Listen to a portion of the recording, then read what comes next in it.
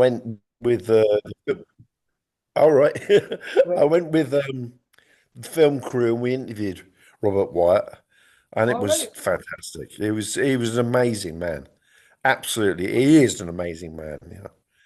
It's Yeah, I mean, the way he's like an inspiration, and he's still alive, and the way he just the way he sings, and yeah, the way he mixes, he's so gentle, but he's quite strong with politics. He's got yeah, oh the yeah, yeah, red flag, and he's got a song about Leningrad, which I love. You know that song, Leningrad, or what is it called?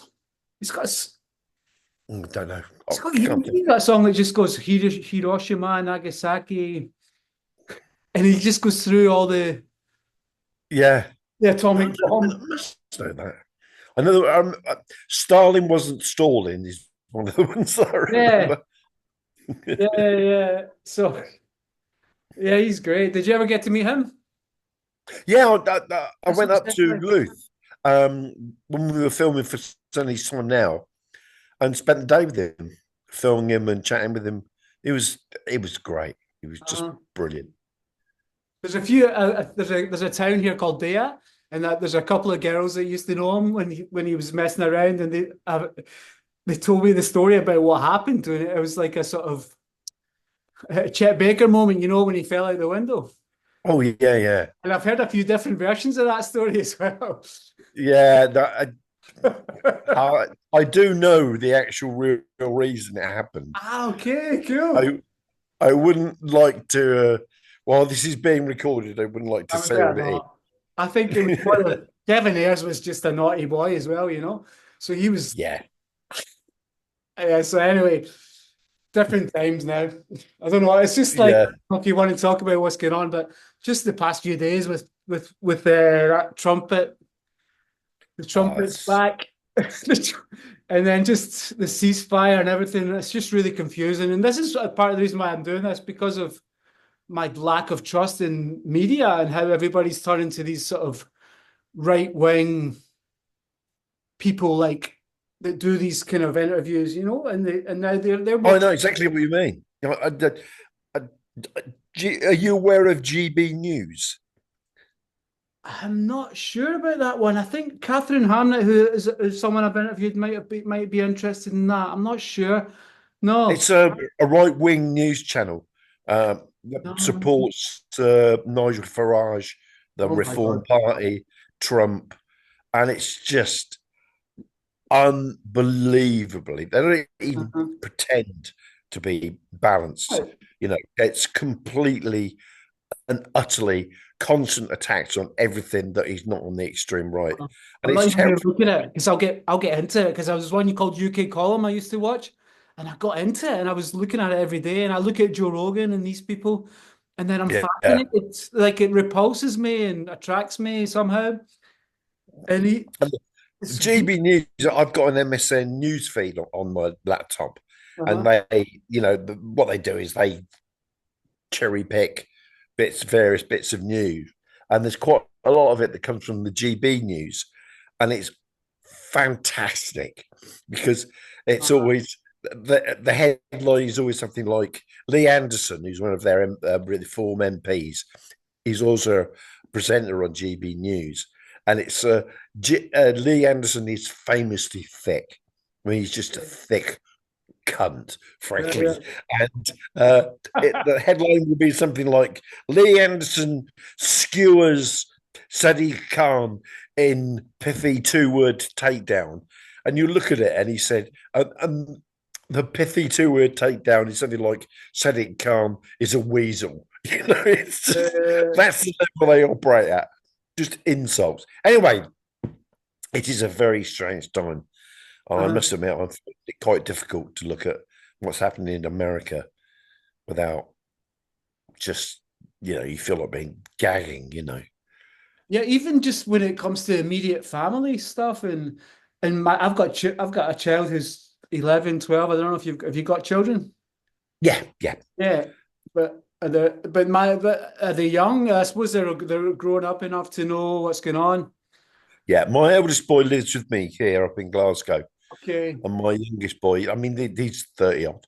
and the youngest one lives down in Oxfordshire, and he's in his late 20s, so they Mm. know their way around the world. But they were not like us who remember not having a phone, who remember chapping someone's door, who remembered surprises, and that's Yeah, what yeah, I remember. Like I avoided getting a phone till my son was born 12 years ago. yeah. Me too. I Yeah, then they're all sort of things. because of his mom, Yeah, because of school now, it's all online. And it's really, I'm really afraid because he's like, it's a thing, it's an addiction and it's also mind control. And people laugh at me when I go on about mind control, but it's a thing. It's it's real. neuroscience.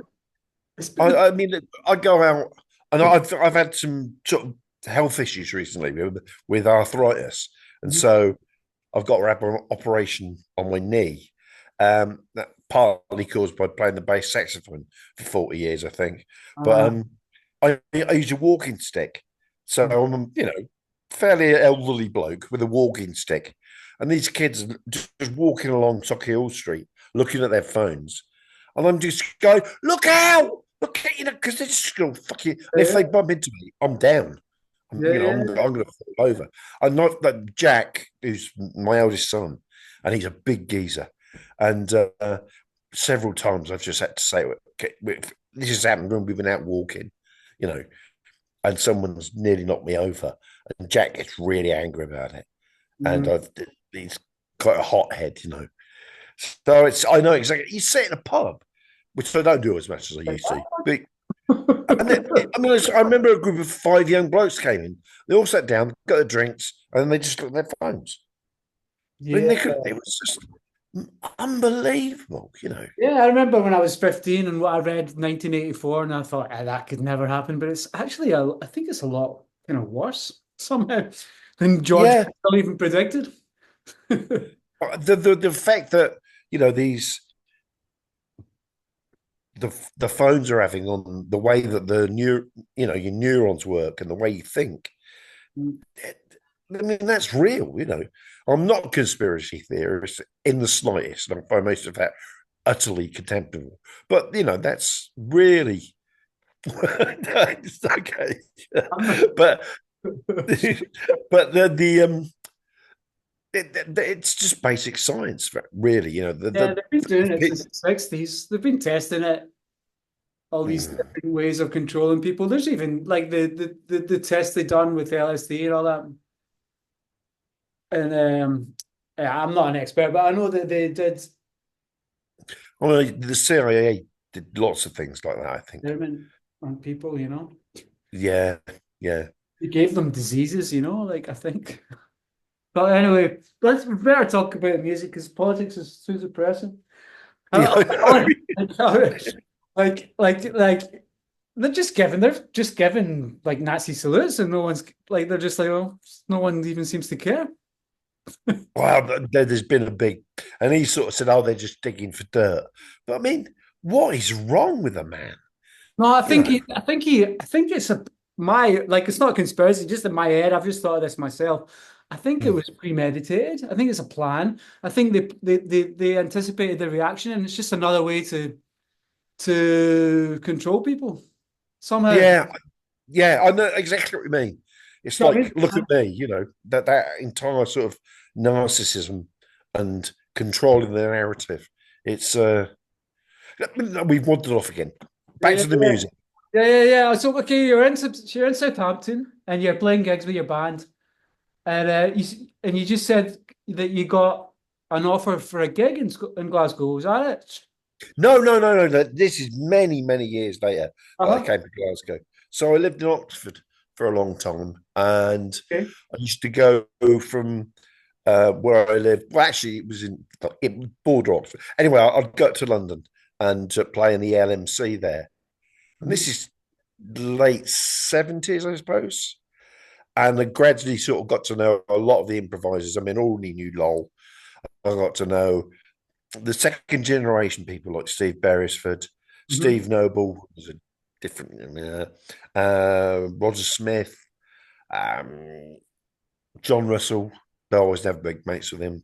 Uh-huh. Paul Rogers, but gradually sort of get to meet people and play with them. And then I used to go to the Oxford Improvisers Collective. I played in Oxford a lot in those days, and that was people like Pat Thomas and Paul Donmel used to be there. Um, Tony Moore on bass. There was, quite a lot of music, but this is over a long period of time. And then really the big breakthrough, if just think, I had a show in Oxford with a guitarist from New Zealand called not New Zealand, Tasmania, called Greg Kingston. And he knew Derek. I mean, he got Derek down to play a couple of times. And Derek invited us to do company in 1988. So this was me, Greg, and a percussionist called Matt Lewis.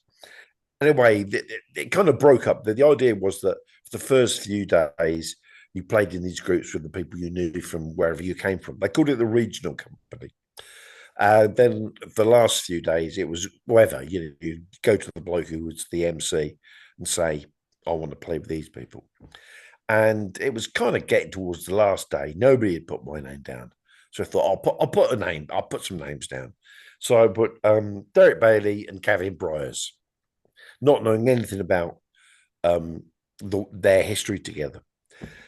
And to my astonishment, on last night, the MC came up to me and said, "Oh, you're Tony Bevan."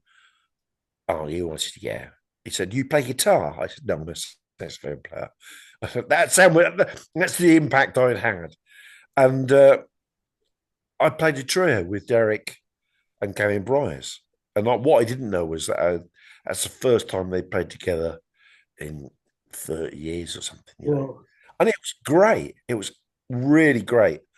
And afterwards, Derek came up to me and I'm not going to do the voice, but he invited me to do a company in Crawley. And that was really the big moment in my career up to that point, because I was now moving this. I mean, the company I played with, it was Bar Phillips, who I went on to play with later on. Paul Litton, I think, was in it. Steve Beresford, Derek, can't remember who else. But all of a sudden, does that mean like a residency? No, company was Derek Bailey's. He based it on the idea of a repertoire company in theatre. So he'd have like sort of a dozen people and they'd do concerts. And the idea was you'd play with all various combinations of musicians. A regular thing in the same venue, or not really? No, all over the place. And there would be every year there'd be a company festival in London, but it also put them on in Tokyo and New York and people. Okay, so company was excuse me, but I've never. Is company the name of the band? It was the name of Derek's concept. Really, is there recordings of? There must be. Is there vinyl? Oh yeah, loads of them. Okay, because I collect vinyl. People like Steve Lacey, Braxton, Brotzman, everybody, and he did it with Evan Parker for a while, and then and then they fell out. So, but Derek carried it on for years and years. Wow. And that was just you've done that for years. So where did you play in Glasgow then with that outfit? No, I never did. I played the first time I played in Glasgow. I played solo at the 13th note. All right. Which Liam Stefani. The old one and the new one? Because there's 13th note's always the same place, right? Would you play downstairs? Yeah, down in the little sort of cellar place. A cool little place. Cool that was. Yeah, it's a it good was. It was. It was Liam Stefani put it on. Who? Sorry? I used to play that. Liam Stefani. 40 people. It fits about 40 people, maybe. That's right. Yeah. You're lucky. So I did that was the solo tour I was doing. And the next time I played in Glasgow was with Sonny Murray. And which was it was just great. Playing with Sonny was fantastic. Wow. And have you played around the world as well? You played any gigs? Oh yeah. Of course, yeah. But pretty well not everywhere, but all over Europe and America. I've done some tours in America, and even in Sao Paulo, which Wow, was okay. you'd think that would be fantastic, but it was frightening. Never The been there. degree of poverty was just Ah, yeah, yeah. a Favela. huge, sprawling city, Mm. and it was yeah, it was really an eye opener because you think it's going to be, you think of Brazil when you think of, people happy dancing and beaches and things like that. Ah, But this was not like that at all. Being in the center of Sao Paulo, and I must admit, the people looked after me, and in all other aspects, it was fantastic. But the poverty was absolutely shocking. what was that in the 80s? No, no, that was probably about 10 years ago. Okay, 10 years ago. Okay. Yeah, Right. Well, do you mind if I ask you some? I've got a list of these silly questions that I ask everybody, right? yeah, And sure, just to chop it yeah, up, right? And it's better if you don't think about it too much. And it's just 10 questions. Like, okay. uh, favorite movie? Um, Third Man, Okay. Favorite color? Blue, Animal? uh, Bear. A bear, right? Cool. Favorite city? Uh, I'm going to say Glasgow. Beer and arse leg. Um, favorite food, like thing to eat? Fish. I like fish. Fish. Fish Which dishes. kind of fish? Um, um, they're all so good. Yeah, man. I can't think of one of them. Okay. Top of my Uh, head. favorite form of transport? Train. Train. Mine too, that's mine. Favorite drink? It used to be Chablis, but now it's not because I've stopped drinking. So apple juice, let's say. Apple juice, okay. Uh, favorite building?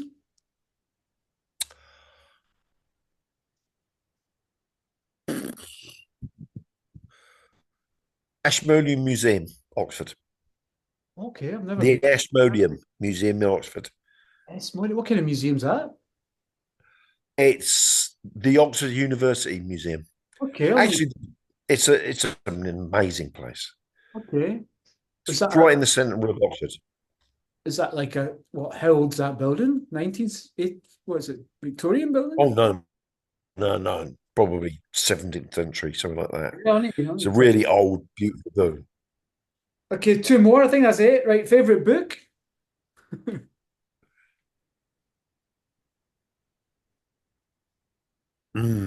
Non-fiction or fiction? Fiction. Fiction, yeah. Let me think. Like a novel, really. I think most people say a novel, right? Yeah, Slaughterhouse Five, Kurt Vonnegut. Oh, cool. Cool. That's a good one. Okay, and the last one, the favorite drug.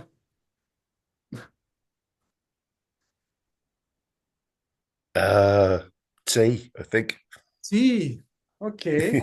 That's because mine is Valium. But anyway, like you were saying, I've got a problem with arthritis as well. And so I had my hip replaced recently and they gave me morphine. And I don't know if you've had morphine before, but I wow. have, yeah.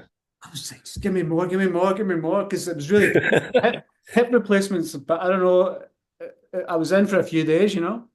Yeah, The morphine was like they had it on a drip, and then they sort of told me they were giving me it, but they weren't. You know, they were like, "Ah, you just," and I was like, you know, they were trying to play with me. yeah. Like I told you about my knee. Um, One of the problems I have with it is that every now and again it gives way. So Right. I'll be standing up, and if I'm not kind of properly balanced, it can just go from under me. Mm. And about 2 years ago, I've been for a sleep in the afternoon, as men of my age do. Yeah. And I kind of got out of bed and I maybe wasn't quite awake yet. And I fell. My knee gave way and I fell really heavily on my shoulder. Yeah. and I dislocated my shoulder. I had to have an emergency operation on that. Then I had later, you have to let the muscles settle down before they know what the damage is. So I had to go back, had to scan another scan, and then they operated on my shoulder, which was great. But they gave me morphine then, and I Yeah. didn't know much about it. No, no, I was like, well, give me more. Anyway, thanks for answering. I just had to, if I put those silly questions in, maybe, and then maybe we can chop it up because I know we get about 20 minutes. But like, is there anything that you'd want to talk about or tell us about? Um, because it's still like basically we're up to Southampton and then you're just jamming and playing in gigs. Have you got any stuff out on vinyl yourself? Have you Oh got? yeah. I You got have, yeah. about 50 releases on Oh, various CDs and vinyl. yeah, right. Uh, yeah, I mean, after I started playing with Derek Bailey, Uh-huh. um, things kind of opened up for me then, and I Right. did some recordings with Derek, and then uh, I also started playing with Sonny Murray, the American free jazz drummer who played with Cecil Taylor and Albert Ayler, and also John Coltrane. And I was part of his European trio for a decade. So that Wow. was great. And that was all kind of traveled all over the place and got to hang out with this amazing musician. Um, and then kind of after that, as I said, I moved up to Glasgow for a change for life reasons. Mhm. And since I've been up here, I haven't been traveling as much as I used to. I mean, the last couple of years, I've had problems, as I said, with my knees, which hopefully will be fixed soon. But I run a fortnightly thing on Saturday afternoons at the old hairdressers. Okay, Help cool. me on that thing, and yeah, that's about it, really. That's a nice venue, yeah. Is there a piece of music that you're most happy with? Not, I wouldn't say proud of, but just the piece of music that you think that I don't know, like that you really think is one of your favorite pieces that you've done, that you've wrote. The last thing I put out was a thing called Newton with a bloke called Ashley Wales, and it's kind of a soundscapey thing, and that's I was really very pleased with that. That came out fantastically well. Newton, like Newton. Yeah, Like there's a town. Newton. Well, where I It's was born, it's a town called Newton next to where I was brought up in Uddingston. It's the next track. It's the next station on the track, Newton. But right, but this is yes, a little private joke between me and Ash, which will sound ridiculous if I explain it. okay, Yeah, okay. but because I've been sort of not doing very much recently for the reasons I've Uh-huh. talked about. Um, 25 years ago, I did a solo concert in San Francisco, and it was put out as a download called Luggage, and bass saxophone solo. At that point, nobody was playing the bass saxophone. I Mm, mean, you had Roscoe Mitchell, but it was kind of you knew that he didn't play it very often.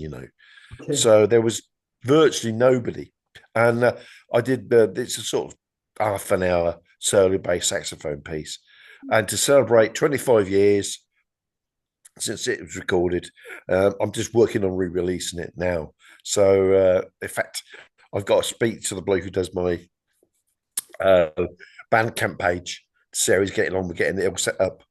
Right. And that's kind of, you know, I've actually got to the stage where I have 25-year anniversaries for things I recorded. Wow. Was that in H Street or somewhere like that? No. Sorry, what? Did you record it in a venue in H Street or somewhere like that? I remember being in San Francisco when I was younger, and it was H It Street was the luggage store luggage store. Okay. on Market Street. Oh, that's what So, Market Street. Yeah, I think that's where I stayed. Yeah, Market Street. Okay. yeah, it was Wow. great. Peter Kovold, the great German double bass player, was playing the same night, and so I got to play with him as well, which was nice, as they say. I'm going to go back to like you're 16, right? Go back to when you're 16. Is there what? Because I know that a lot of people that were into jazz, there were some of them were into heavy metal, some of them were into whatever, but most kids are not into jazz straight away. It's mostly it seems to be there's a gateway to it, you know. Can you remember when you're like 15, 16, maybe the first concert that had an effect on you or the first vinyl that you bought? I think the gateway for me was Captain Beefheart. Okay, okay. Because yeah. So that was my brother, as I said, was a. I was very lucky. He was a few years older than me and pretty hip for that period. Uh, And so I got to hear people like Captain Beefheart when I was really young. Um, and also the fact that sax Lol player. did. Hmm? They had the big Indian guy playing the sax, was it? I just comes into my head. They had the big kind of. He reminds me of the chief from One Flew Over the Cuckoo's Nest. He kind of looked Oh, like him. Beefheart. Yeah. Or was it Beefheart that played the sax? Yeah, it was Beefheart It was himself. him, right? Okay. Wow. I love Yeah. My Head Is My Only House Unless It Rains. I like the slow, Yeah, I like the slow, gentle ones. I'm a real fan. In fact, I look up. In fact, I'll get it and show it you. Yeah. Stay there. I have to get it. Okay. Ah.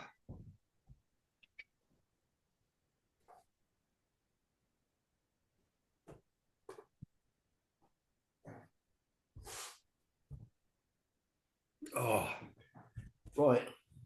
This is. I don't know how much this is worth. Actually, I don't know if you could see it. Can you see that? Yeah. Well, is it signed? Oh wow. Was That that is a John? portrait of me No and way. him, done by Captain Beefheart. Bring it out a bit. It Right. takes some working out, but that's what it is. Okay, Trust but me. can you move it away from the yeah, like okay, wow. That is cool, man. It's No pretty way. good, isn't it? I love his art. I love his paintings, man. His paintings are great. Yeah, Oh, that's I'd met him. I sort of got to hang out with him a little bit. right, right. For when I was at Southampton University, he came and played. And sort of, he turned up in the afternoon, and I spent the sort of day and the evening and a bit after the gig. And he was, I mean, he was. People were obviously terrified of him.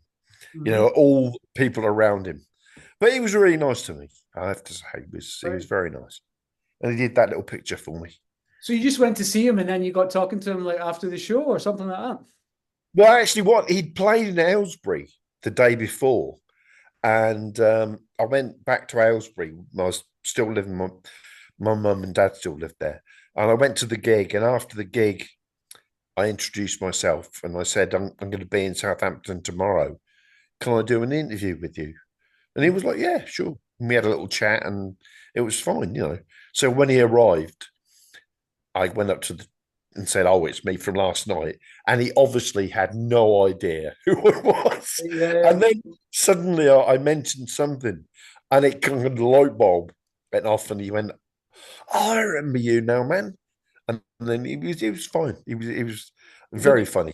did you record the interview or was it just I did record an interview, but I don't know where it is now. on a I mean, cassette? Right. Yeah, yeah. Wow. it must be. I think I might still have it, but I mean, I've got thousands of tapes and cassettes and things, you Yeah. know, and it's lost in that. I think I should dig it out. But yeah, it was great. The really lovely sort of thing, you know, what I've done.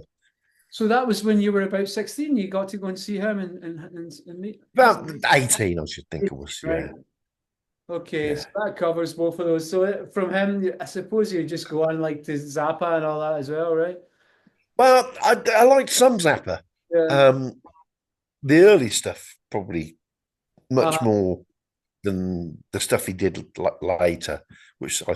But yeah, Terry Riley was a, you know, all at that time it was sort of Terry Riley and the Velvet Underground and a lot of krautrock as well. I thought were fantastic. Saw them play lots of times. Um, Aimondou too, who I saw, and I like them a lot. But at the same time, I had some friends, and we were also saxophone players and percussionists who were a little bit older than me, and they found out about the sort of this new movement in British jazz, improvised music. So at the age of about 16, I suppose, yeah, I was playing freely improvised music. So that's the early 70s. Wow. And so that was something that I kept up with. It's weird. It all seemed to happen at once in a way. There was the Beefheart and there was, Can. Maybe that's a little bit later. Can would have been a little bit later. There was Beefheart, but there was also topography of, can't even say it, topography of the lungs, which was the first record on Incus with Evan Parker, Anne Benning, and Derek Bailey. And then there was British jazz of the period. There was the Brotherhood of Breath, this fantastic South African based or idea based big band with lots of great British players. So there's all sorts of things happening at the same time in a way that I don't know that I have since, really, to be honest. Yeah, I'm not sure what's happening now, but that was an amazing time. I love Can as well. But a lot, You Do Right, and the way they influenced the when I was growing up, it was bands like Happy Mondays and all that, and you could see that they were just doing what Can was Oh doing. yeah, yeah, They yeah. were finding this groove, and it was like okay, it was they were all stoned, but it was like this 20-minute grooves that they had. They were so nice. Like You Do Right is such a good, that song You Do Right. Oh yeah, yeah, yeah. It's, Just that blew my that's a mind when I was. monster movie. Pardon? A monster movie, isn't it? Is Yeah, that the album? yeah, strange. It was a strange cover on it. I just bought a record recently. I don't know if you've heard of it. It's called Floating Points. Oh, the one with Pharaoh Sanders. Yeah, I just got it on vinyl, and I was like, wow, and I couldn't believe it. I mean, it's a strange record. It's like a 20-minute track, and you turn it over, and it's coming back. They're playing all the festivals this year. I don't. It's obviously not Pharaoh Yeah. Sanders. I think it's the British Jazz Orchestra that are doing it. Oh Uh, right, right. it's a great recording, and it's that kind of you almost forget you're listening to it when you're listening to it, and then it comes Yeah, yeah. along, and yeah, it's like meditation, kind of. Have you heard? Sorry, go on. No, you Have you heard the Nex, the Australian group, the Nex? no, no, no, no. Very much like that. Okay. Really slow improvisations that Uh-huh. go on for 40 minutes, an hour. And, people fall asleep. I know Tony Buck, the drummer. I played with him a few times and made a couple of records with him. Right. And he's a drummer in the Nex, and they're a huge band now. But talked a lot about this, and they just started, and they just thought this idea of playing simple things that went on for a long time, and Mm. it's great. I mean, they're a fantastic group. I mean, it's almost like for me, like I've never been. I was brought up Catholic, and then and then I rebelled against that. But since being in Palestine and seeing the actual sites, and then coming back, and then I do a lot of yoga and meditation. I'm just trying to bring it back to these long tracks. I'm sure you played, like you said, you do a 20-minute track. It's like a meditation, but is it almost something spiritual for you? Is it like a spiritual thing? Um, it's that long point of discussion for as long as I can remember. One of the things that people have talked about is what happens to time when you improvise. And there is a sense that things that you think, sometimes you think, I've been playing this bit, I'm repeating myself. It's been going on for too long. And so you changed it. And then when you listen to the recording, it's not been going on for very long at all. So Yeah. your perception of it is quite different from the reality. And other times you finish playing and you realize you've been playing for, I think, half an hour. and it's just gone like that. It's Yeah. just flown by.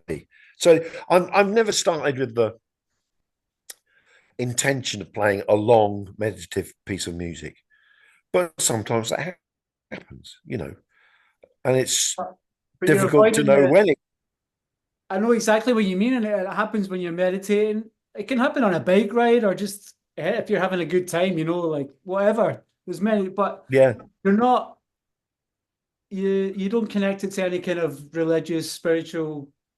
You're not. no, no, No, no, no, definitely not. no, You, no. you, I you don't believe in God, no. for example. You believe in God. So, That, no. oh, okay. No, that's cool. That's cool. So yeah, it's just like, yeah, okay. Because I associate music and this, especially when you're doing these kind of things with. It's hard to put into words. This kind of thing for me. It's kind of that's what music is. It's be honest. So like, when you want to express yourself, um, you can say much more with music than you can with words. I think words is limiting. Yeah, it's it's a kind of because there are lots of things about what you're saying about the spirituality, which I completely understand. I think the thing that I don't want to do, from my point of view, is to maybe even limit that by talking about it. Mhm. Uh, and certainly, I mean, Alice Coltrane, John Coltrane were really kind of up, and also, Albert Ayler, all the sort of Black American free jazz players, or not all of them, but most of them were very openly Yeah. talking about spirituality. And Sonny Rollins, who was one of, one of my very, very favorite musicians, for him, part of being a saxophone player was to make something more of himself in terms of his spirituality. And there's an awful lot of that. That sounds terrible, doesn't it? There's an awful lot of that going around. But that was a very much a part of the thinking of the time. And I don't want to think about it like that. I Mhm. think while I recognize that, I don't particularly want it to be a framing reference for what I do. Do you see what I mean? I kind of see what you mean, but I'm wondering why you're not just like accepting that it could be like a prayer. Like when I play something, it's like a prayer. I believe in some sort of something. I don't know why to put. Maybe it's Well, because actually, I think I probably do believe in something, but yeah. I don't want to put a name on it, if you know what I mean. Well, that's And I what certainly don't. I music. don't want to go into a situation where I'm playing with the idea that that's what I'm going to do. Because sometimes I won't, and sometimes I've had discussions with people, and a lot of the discussions around free improvisation are about bringing people together, and but the reality of it is, I mean, I've been a free improviser for more than 50 years. It's there's all sorts of other facets of human behavior that are involved in it. And some of it might be trying to piss people off. Yeah. I mean, like I originally, Anne Benning, the fantastic Dutch drummer, part of the fun of it for him was just to drown people out or to piss people off. Yeah. A wonderful musician, I far played more